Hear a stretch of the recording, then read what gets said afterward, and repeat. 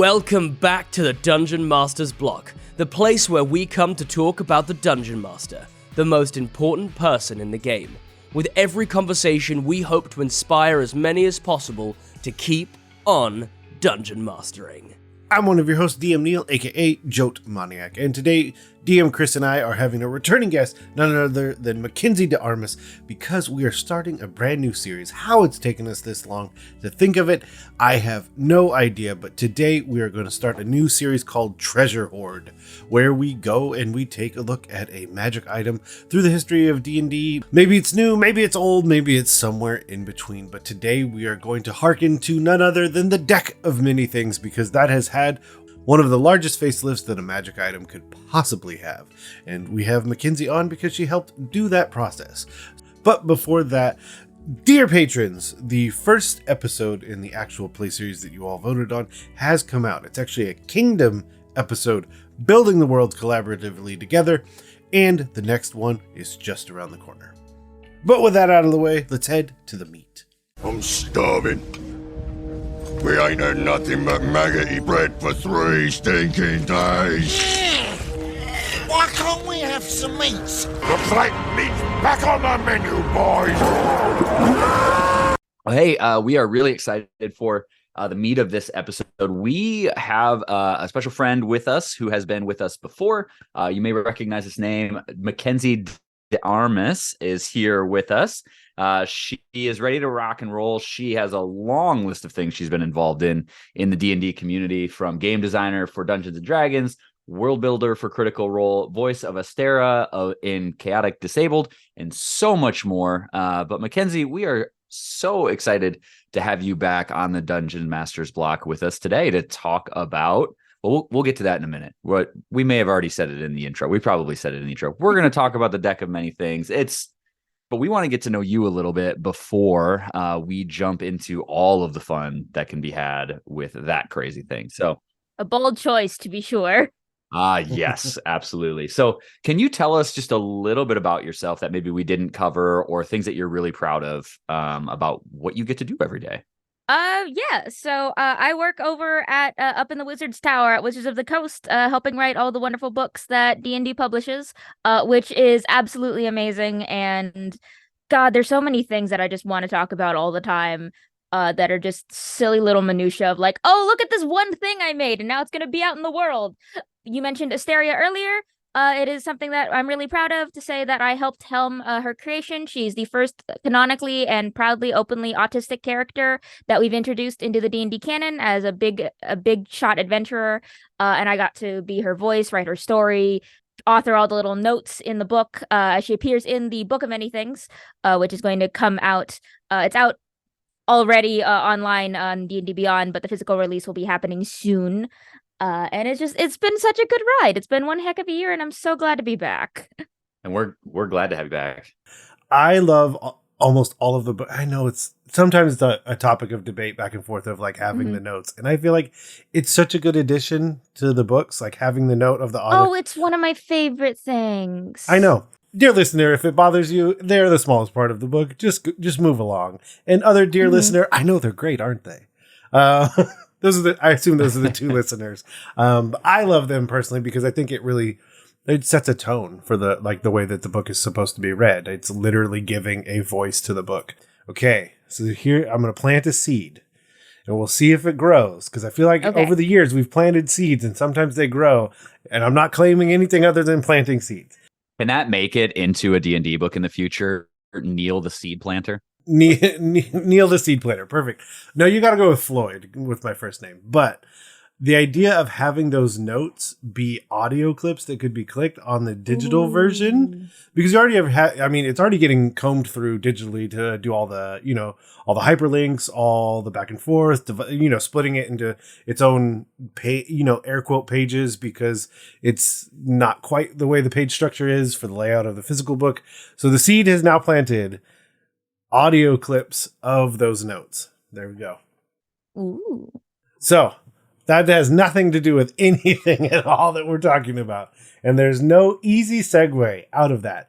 But is there anything else that you're currently working on? And as you well know, that you can talk about? Unfortunately, nothing that I can currently talk about. other than the stuff that I already mentioned. But like, hey, sometimes I still post on the social media site formerly known as Twitter. And that's where you'll find all my announcements about the cool things that are coming out and me posting about like the videos I'm in and all that fun stuff.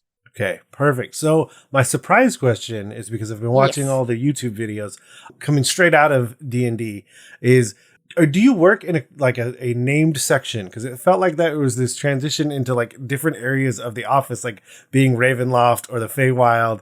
So my surprise question is, do you work in a named section? And I suppose, hearkening to question number 2, if so, can you say what named section that is? Oh, okay. So our office is broken into different neighborhoods. And so all the different neighborhoods have names, which is probably why in the background of the videos you'll see things like Feywild or Ravenloft and stuff like that. Which does make saying like, oh yeah, no, today I'm working in Ravenloft. It's a harrowing place to like work, but you don't want to exactly work in a domain of dread, but the actual neighborhood in the office is not bad.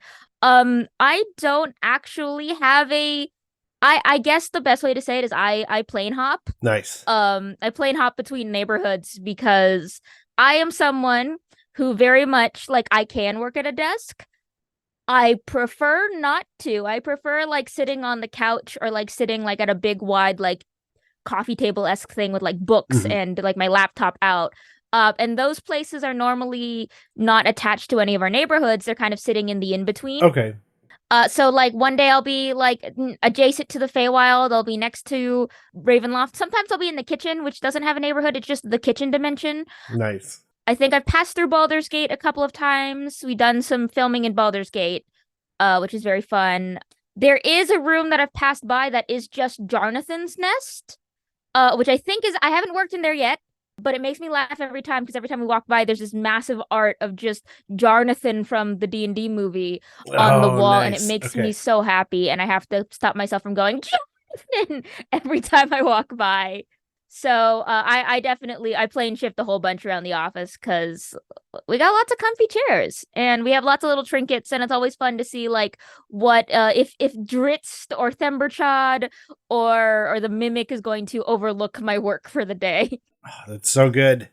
I'm pleased with my question and the answer immediately. And I also have never realized how much I feel the same way. Like if I sit at a desk for too long, my productivity just gets hurt. I just gotta, I can get up and I can reset and I can come sit back down and we're good. But if I just stay there thinking, just staying nose to the grindstone, it's not a good call for me. I guess the best way to put it is I'm a very like mobile thinker. So I do my best work when I'm like pacing or like, like I have to be like in motion in order to like really get the brain churning. So it's really hard for me to just sit still at a desk and like type away. And so being able to like sit, I have my armchairs off of my chair so I can like scrunch up my knees and sit like in different ways. I have like monitors because my eyesight is garbage. And so I need help. I need like the big print stuff to help read all the words I'm writing. But like when it actually comes to like ideating and going through mechanics and trying to solve like different game design issues that might come up or different like narrative things or even just like brainstorming an adventure, I'll typically like stand up and walk around or like I'll pace in circles or I'll just like kind of fiddle or something in order to kind of get that brain juice flowing. And then I'll return to wherever I've thrown my laptop nearby to jot it all down. So desk work is so like just like in the most basic of terms of desk work where you're sitting at the desk typing away, it's so unproductive for me because I feel like the overwhelming pressure to sit still and type overshadows any like sense of what I'm actually writing because I'm just feeling like I'm being watched and I have to sit here and be still and be productive and then I can't do anything. I'm with you. I get it. Chris is currently hardwiring his laptop in because he was having Wi-Fi issues. Also, the video, not that we put the video out of these episodes, but it would be a very funny video if we did put out this video. You just see him like running a wire in his basement. Oh, and the pitch black that's behind the murder door. Oh yeah, but it's okay. There's a sign that there it says is. love. There's a sign that says love, so I think Okay. we'll be okay. Well, Yeah. we might be okay. Well, that's perfect, and we are going to jump right into the conversation. I realize that this first question is far too open-ended, so feel free to touch on whatever aspect you want. But like, the deck has been around, like, it's literally the first chapter in the book, and as many listeners will know, the deck has been around for basically as long as Dungeons and Dragons. It came out with the first Greyhawk supplement back in the day. There have been different versions, different flavors, different reasons why it exists, and it has been in 5th edition, but certainly not like its current form. So the very open and far too open question of, so what's new with the deck? Oh, there's so much. So the deck has gotten not necessarily a makeover because like nothing like internally has changed, but it's gotten like uplifted. It's been really raised to its super iconic status. We really wanted to just kind of honor how beloved, infamous. Yeah, there you go. There you go. And infamous. Yes. Beloved and infamous the deck is, and we wanted to go all out with celebrating this amazing infamous magic item. So with the deck specifically, in addition to we have some wonderful art with all the cards, which I cannot wait for people to see. There is a couple of the card names have changed just to help make things a little bit clearer about what each card kind of does. The art has been beautifully refreshed and is beautifully decorated in a bunch of metallic foil, which is so pretty. There is now a book that teaches you how to read the cards as like a tarot or an oracle spread, or even you can use the deck of many things to help procedurally or randomly generate an adventure, which is super fun. And then my favorite part is that we have made the deck of many more things, which is an expansion to the original deck. That adds 44 cards to the original deck for a total of 66 cards. And each of the 44 cards also has a new effect to it that is on par with the original deck of many things effects. And when we say that, we mean, yes, it's on par to getting shunted off into an extra dimensional prison. It's on par with getting a fiend as your enemy. It's on par with like getting a sudden boost in level or getting a very powerful magic item. We carefully went through and made 44 new ones that are all kind of in that same realm of powerful, threatening, and still fun, which was absolutely amazing. Yeah, I think that's the biggest thing is the adding that in, because I think it just allows for that for more people to be loved and it to be more infamous, because your stories then become even more varied. Oh yeah, because a lot of, I mean, I have anecdotes of using it and having it used. I don't know. I've put it on the table from both sides of the screen, but the idea that you could then have two people have stories to say, especially new stories, I think is one of the more interesting, compelling things to say. Okay, so what happened with you and the deck? And you're like, oh, I pulled this card, and it's like I've never even heard of that card. What happened? And yep. I think that's called shared trauma, probably for the most part, when you're playing at that level of excitement, and you've both want to tell your stories about having used the deck of many things. Yeah. The other fun thing is that you don't have to. We're very explicit in the upcoming or in the book that like you don't have to put all 66 or even all 22 cards into a single deck. You can prune it and organize it. So like if you as the DM are like, God, I don't want to have to deal with what happens if one of my character's souls get punted off into the void, you can just take that card out. No one's going to get mad at you. You can replace it with something else. If you have like a very role-playing heavy focused group, you can have lots of cards that are like the flames, where it's the fiend is your enemy, or the rogue, where an NPC turns into your enemy. You can have a lot more of those social ones. We have many wonderful social ones in the deck of many more things. My personal favorite, if you pull this card, a dragon egg appears in front of you. It immediately hatches. The dragon now thinks you're its parent. That's fun. That would be right here. The dragon card. The dragon card.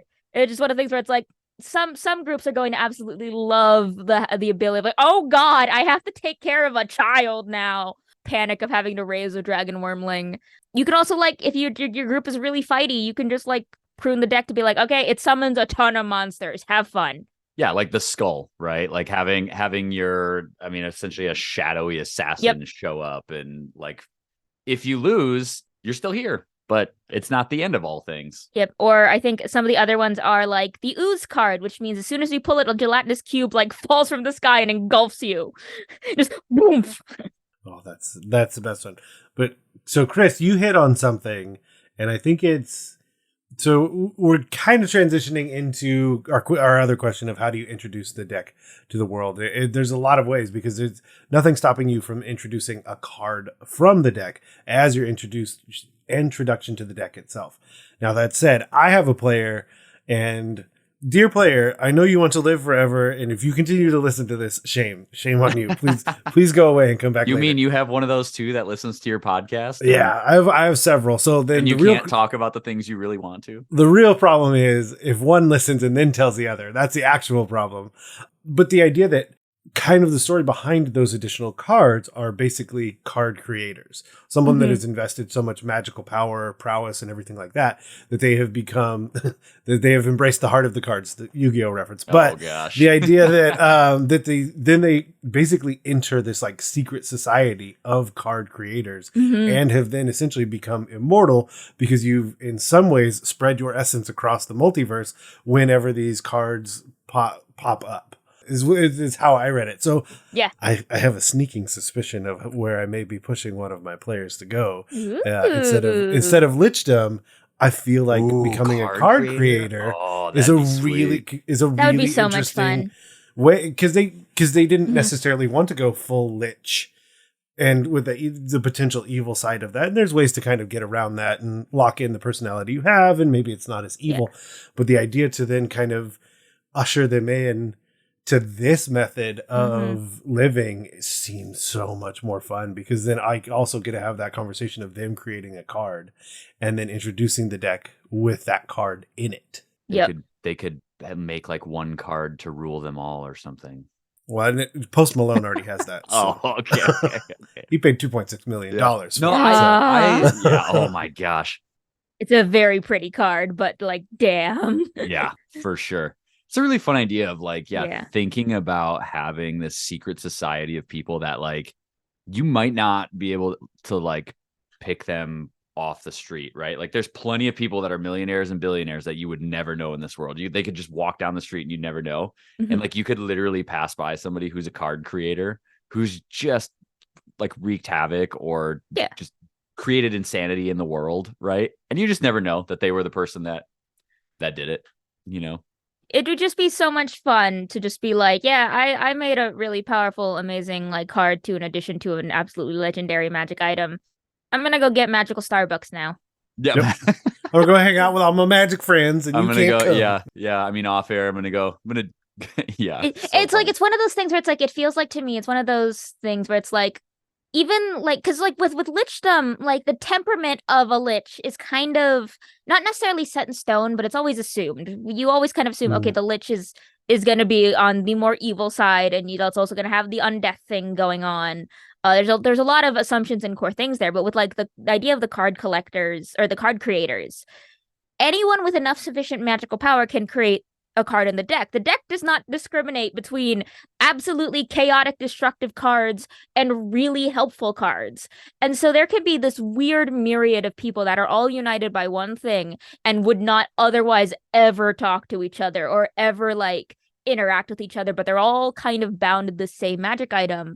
And this idea that it's like a secret society, and eventually at some point, like all of them will get called together to have to work together to fix something or something like that. And it's like, I hate that person and I would never work with them. However, we are technically on the same team in this, and we are united on this front here, and it'd be so cool.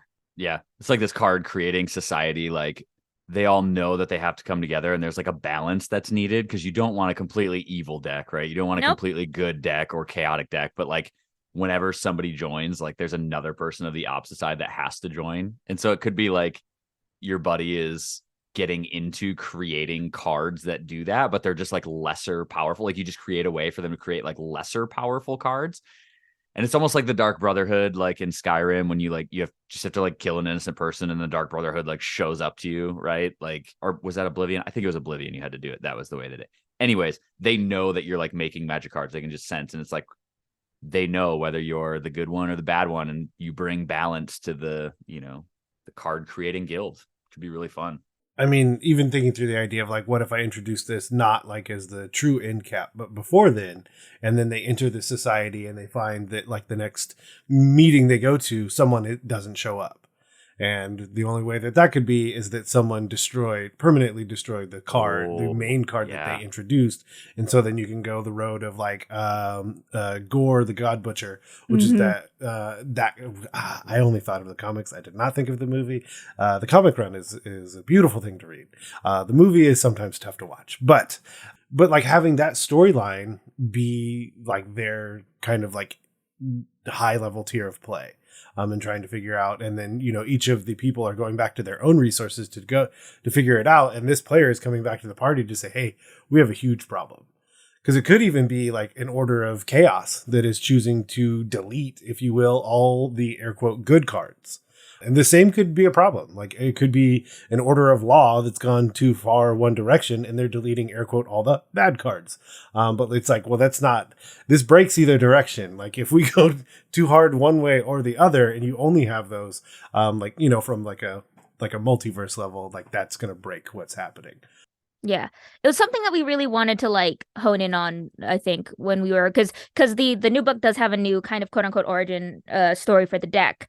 Because we wanted to have a new story that kind of reflects how the deck presents itself in 5th edition. And so when we were creating that story, we definitely wanted to kind of embrace that idea of it's not good or bad. There is an equal amount of good or bad and neutral in the deck. It is mostly just a turn of fate, and how you interpret that turn of fate and how you make it your own. That's the core of it. That's what makes the deck itself is not an item with morality. It is how you react to the circumstances that are presented to you by the deck.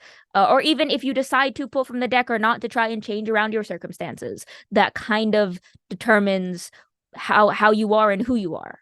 Well, the other one that I thought of, and I double checked, it doesn't speak to it as directly, but the idea of almost kind of pulling from like the Baldur's Gate 3, where everyone that has, it's got a tadpole in their brain recognizes everyone else that has a tadpole in their brain. Mm-hmm. But the idea of basically having people that have used the deck recognize each other, because you have the two backgrounds of rewarded and ruined. Yep. Like what if you're just walking down the street and you just, you feel that mental pulse of like, wait a minute. Like a spidey sense of some kind or something. Yeah. And being able to that'd like be so cool. Connect with people that in realizing, or just, like recognizing an aura, and even maybe recognizing as far as telling whether or not they've been rewarded or ruined. But the idea of anyone that has interacted with a deck, you can recognize as someone that has also done that. But then each person having that recognition in the other. Absolutely amazing campaign idea that I cannot run because I already have too many campaigns. But the idea that you have a campaign and it's an adventuring party, and each player character has drawn a card from the deck at one point. And so that's how they all kind of come together. But like every character, like every player gets to decide which card did your character draw and what happened. And it's like, I know there are some folks who'll be like, oh, well, then everyone's going to choose like a good card. I'm like, you'd be surprised. If you give players the tools to be like, no, I can cause my character harm and tragedy. Give me all the things. Mm-hmm. Or you could have them draw as your character creation. Like you could have them draw an actual card and build their character around. Right. Mm-hmm. But so you can obviously take out the ones that's like your soul is ripped into oblivion. It's like, well, you could keep it. Or like you could 100% keep it as like you true. Are someone who is actively like, yeah, my soul is gone. I don't know where it went. Like I'm still here. I'm just kind of stuck. Yeah. And like my immediate thought for that character is this very like Tuck Everlasting kind of deal where it's like you get your soul taken out of you. You're still living and you cannot die until that soul comes back. So you're just stuck perpetually, and it's been like centuries, and like you've watched everyone, your family, everyone has grown up and moved on with your lives, and you are stuck exactly where you are because your soul is gone, and part of your personal quest is trying to go and find it. The other method, and this is kind of getting into, I like how I did not realize how I framed it. The best and worst stories of using the deck at our tables is kind of the third topic. So in that regard, as a player, I pulled 3 cards from the deck. I got a magic item, I got Sent to the Void, and then I had a wish. And so knowing how a dungeon master is, because I had already been running games for a while, if you want out on that wish, you got to give and take. So I said, I would like everyone that's currently trapped in, because they decided for the void, I was trapped in like the astral plane. I said, I want everyone that is in the astral plane trapped right now to be freed. And they know I did it. That's my wish. And they were like, okie doke. Everyone's free, including you. And they all know you did it. And I said, you bet. Okay. We'll Gosh, there's probably some terrible people that came back, man. But in the same way, are they frustrated with me or are they pleased? Will they give you a pass if you ever run into them? Exactly. So I was just like, here's a mountain of possibility. Please let my soul be free. And the dungeon master said, happily, I accept this offer. And then he had to come up with 100 people who were trapped in the astral sea. But the idea that the person, like, maybe that's their story, is like they were just trapped for hundreds and hundreds of years, and then suddenly they were free and they know who did it. Yep. And so is their quest ultimately to go thank that person or do something along those lines. So yeah, I think that'd be so much fun. Pulling as your backstory, having everyone being rewarded or ruined, pulling those cards and then saying like, okay, but what is my life like now?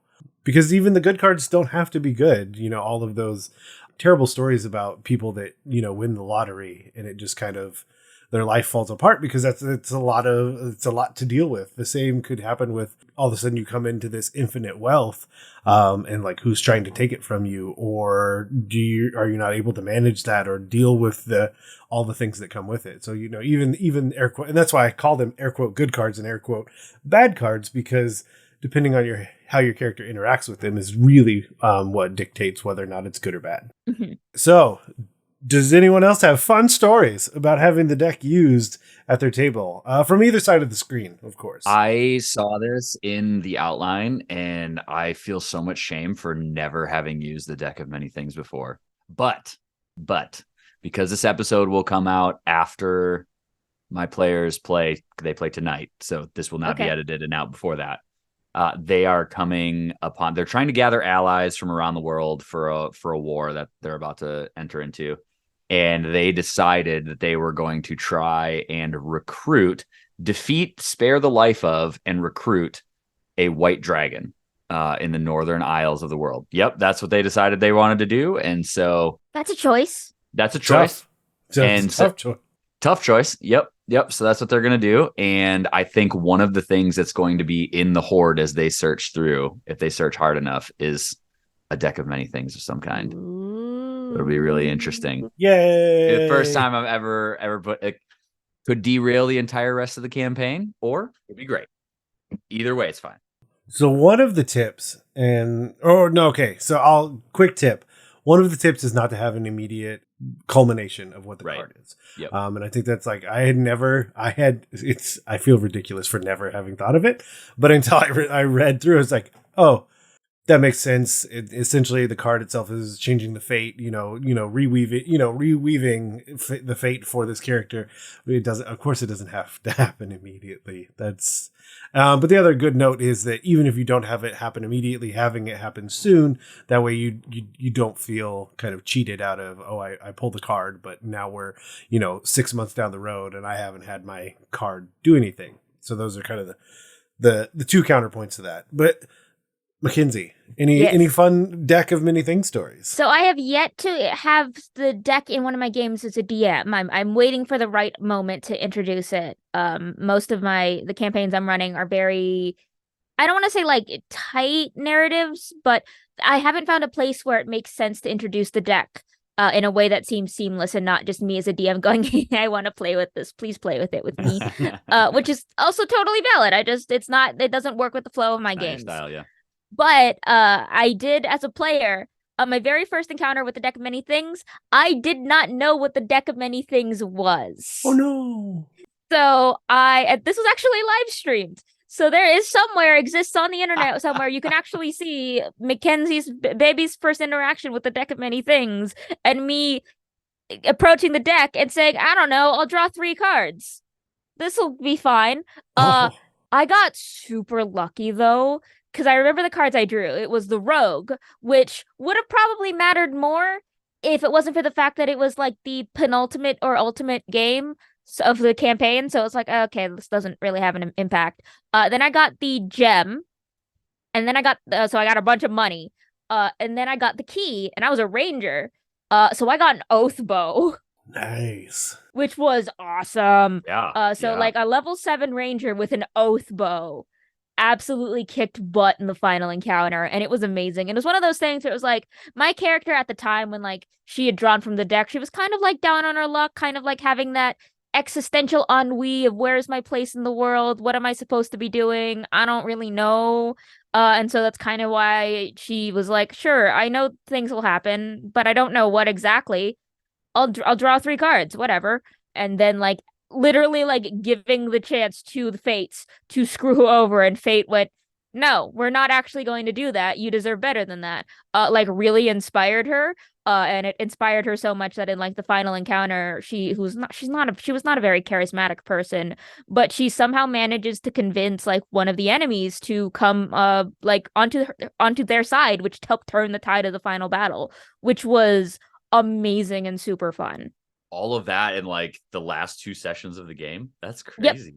It was amazing. It was one of those things where it's like the actual like mechanical impact of the card didn't matter so much as like the narrative impact did on my character, because my character, like, even though I wasn't sure what quite the deck of many things was, I had like an inkling of what it was, and so I kind of knew like something bad might happen. I think the only card that I knew of was like the Void, so I was like, all right, I'm risking some stuff. Oh well, it's fine.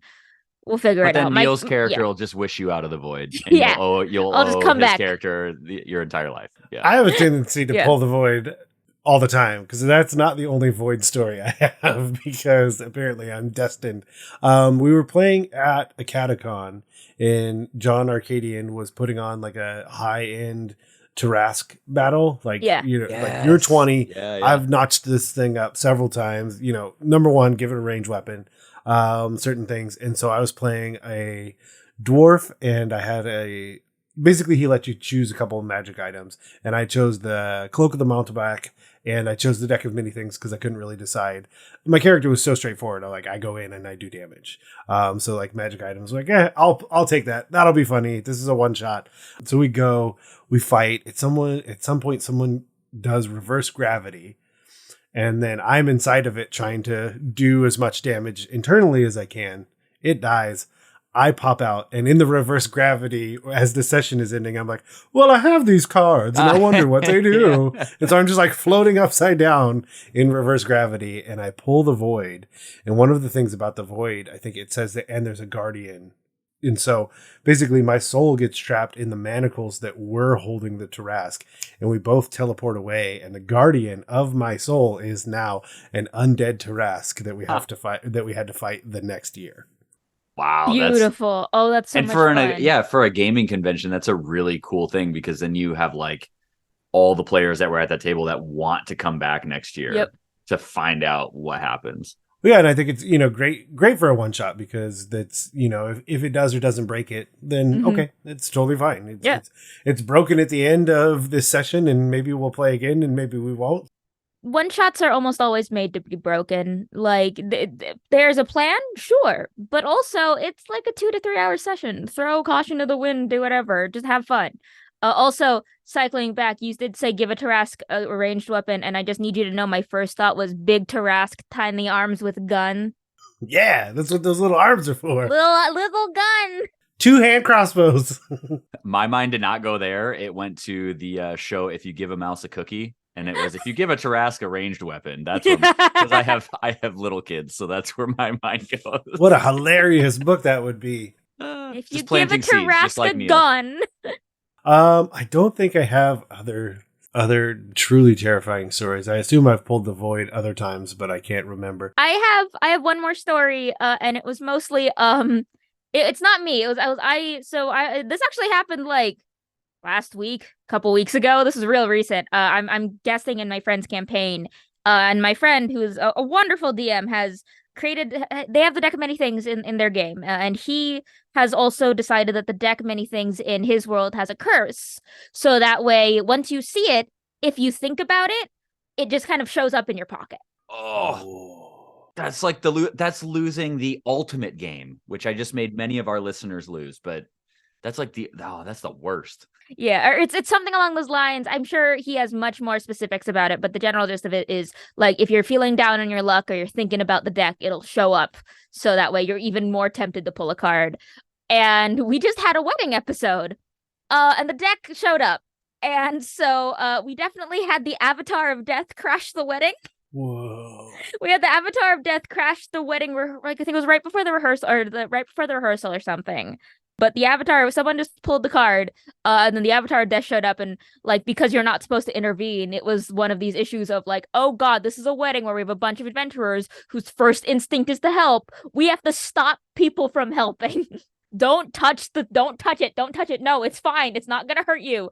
And then the same character pulled a couple other cards, and then we had an assassin show up, and also that character did get spirited off to the donjon. So after the wedding, we had to do mini dungeon crawl to go get them back because like it was a noble wedding and it would be really like bad social faux pas to have like a guest disappear in the middle of a high profile noble wedding. So we had to get them back and then have like second wedding to make up for the fact that they missed the ceremony. And then that was crashed by the assassin that was brought about by the rogue card. And it was chaos in the most beautiful way. I just imagine there had to be like one super drunk wedding member that like thought of the deck at that point in time, and it wasn't drunk. It was a tabaxi who may or may not have been on some catnip. Well, You know what'd be hilarious right now? What if the deck? Dang it! It was a wonderfully wonderful. And I guess it's one of the things where it's like even if you don't draw from the deck, it's so much fun as a player to watch other people draw from the deck, even if you know this is gonna mess things up. It was a very wonderfully inebriated tabaxi on catnip who got lost on the way to the wedding rehearsal. And was despairing, and so the deck showed up, and the tabaxi thought the deck might show him the way to the wedding, and then it yeeted them into the dungeon. So I either have the best wedding gift for you or the worst wedding gift for you, but you have to draw a card. You can either be filthy rich or dead. 2 options. Okay, I have an idea for what the homework is, and the homework is each of us pulling a card. Okay. Oh my gosh, I love it.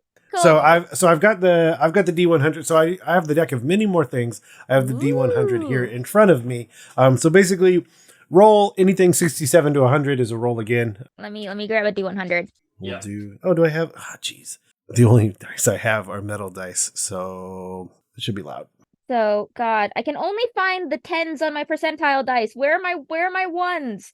I feel like I only find one or the other. It's either all 1s or all 10s. I can never easily find. This is the set I got to celebrate when Call of the Netherdeep released. Nice. I have a set for every time a book that I work on or a project I work on comes out. I get a set of dice to commemorate it. That is awesome. Which is how I curb my dice buying habit.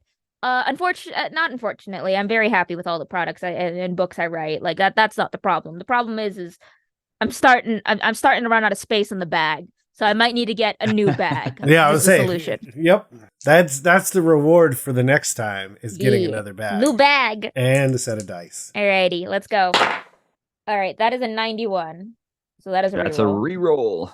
Okay, what do you have? I got a 22. A 22 would give you the Flames card. Woo! That's a classic. That is the one that I know. That is the one where you get the enmity of a fiend. So, and is it a devil? Is it a demon? Is it a Yugoloth? You don't know. It's gonna hate you now. So that'll be fun to look forward to. Is it a small little imp? Who knows? It's a tiny imp. Yeah, the devil seeks to ruin and plagues your life, savoring your suffering before attempting to slay you. The enmity lasts until either you or the devil dies. Yikes. That's good. This is fun. This is fine.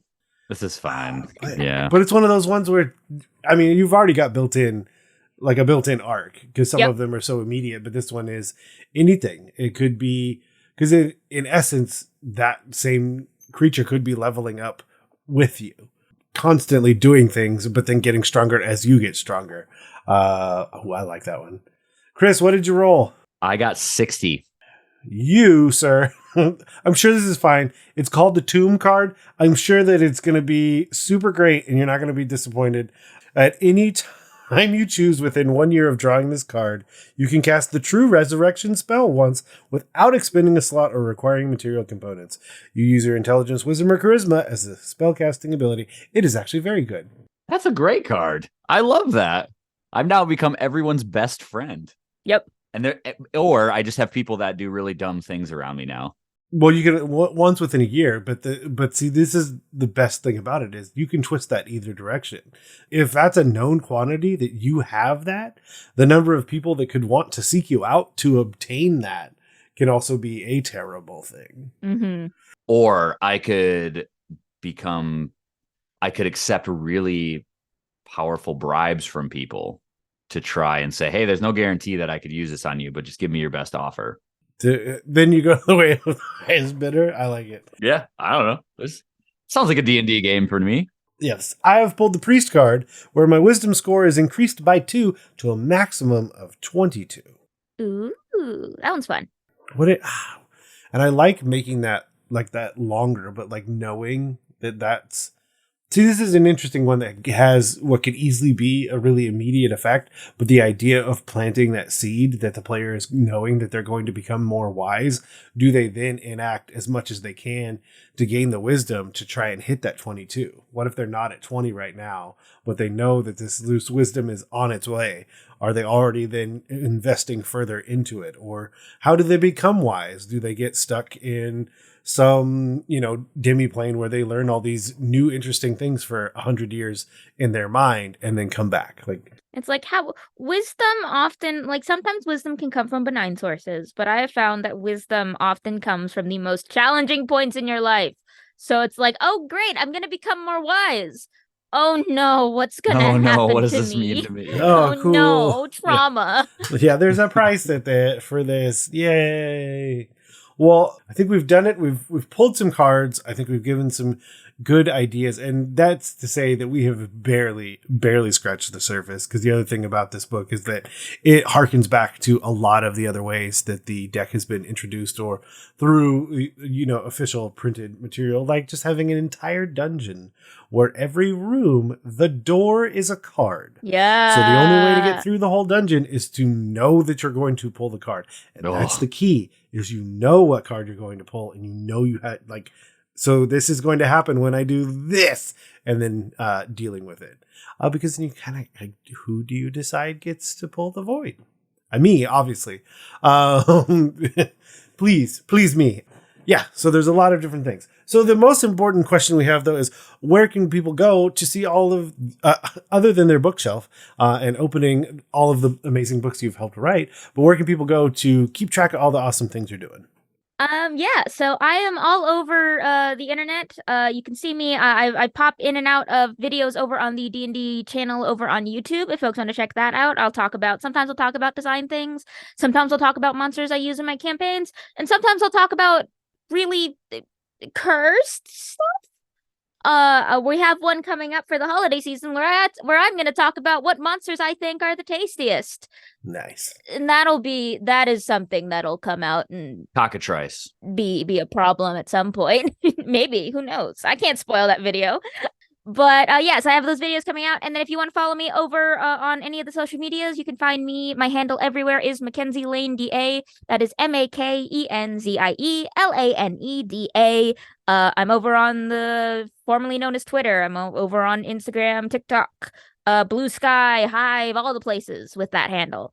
So you can check me out there. Thank you so much for having me. I'm so happy we got to spend some time and chat again. It was so good.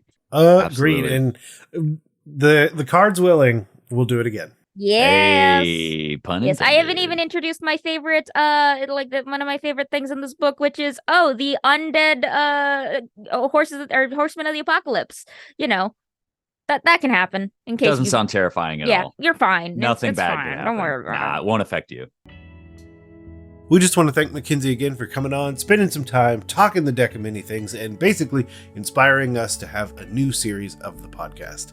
If you want to email us about your stories about how you've used the deck of many things for good or ill in your campaign, you can always email us at dungeonmasterblock@gmail.com.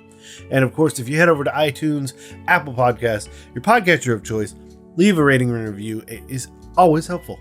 If you want to follow us on social media, we are on Twitter at DMS_block. That's at DMsBlock. You can find us on Facebook, Instagram, and hopefully wherever you want to. And if not, let us know.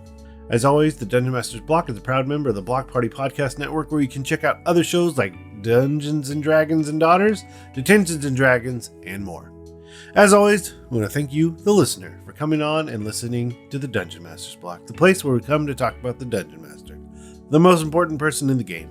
The only person capable of playing God, killing characters, and lowering the ego of everyone else at the table. I'm your host, DM Neal. Good night, good luck, and keep on Dungeon Mastering.